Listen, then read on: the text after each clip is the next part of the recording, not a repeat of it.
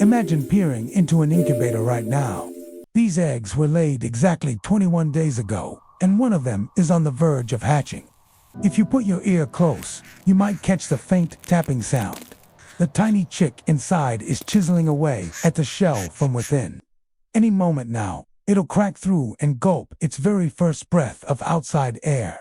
That initial breath is a profound event, something every air-breathing animal experiences, including every human who's ever lived. But pause and consider this difference. When you were developing in your mother's womb, oxygen reached you through the umbilical cord, supplied directly by her bloodstream. In contrast, this chick has been completely isolated inside its egg for the full 3 weeks, no connection to the hen at all. So how has it been getting the oxygen it needs to grow? At first glance, an egg looks like a sealed, self-sufficient capsule. The yolk provides fats and proteins. The albumin egg white adds water and more nutrients, everything required to construct a chick. Yet building a body demands oxygen constantly, and unlike nutrients, oxygen can't be stockpiled inside. Where does it come from? Zoom in on the shell under high magnification.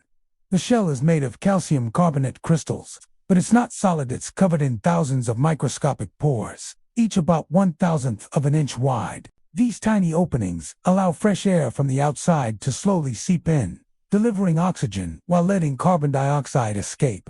Still, the embryo doesn't have functional lungs for most of its development. How does the oxygen actually reach its bloodstream? A remarkable process begins shortly after the egg is laid and fertilized.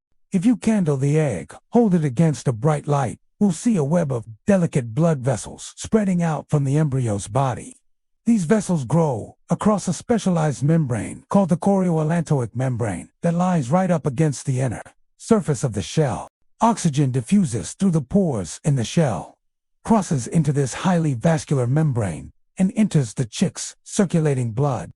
At the same time, carbon dioxide diffuses out in the reverse direction. This setup bears a striking resemblance to early human development. In the womb, your own blood vessels extended from the umbilical region to form the placenta, where oxygen transferred from your mother's blood into yours. In the egg, the chorioallantoic membrane plays a parallel role, acting like an external placenta pressed against the shell instead of the uterine wall. Meanwhile, the chick's lungs are quietly forming inside its body. Unlike human babies, who take their first breath only after birth, chicks get a head start on lung use. As incubation continues, water slowly evaporates through those same shell pores.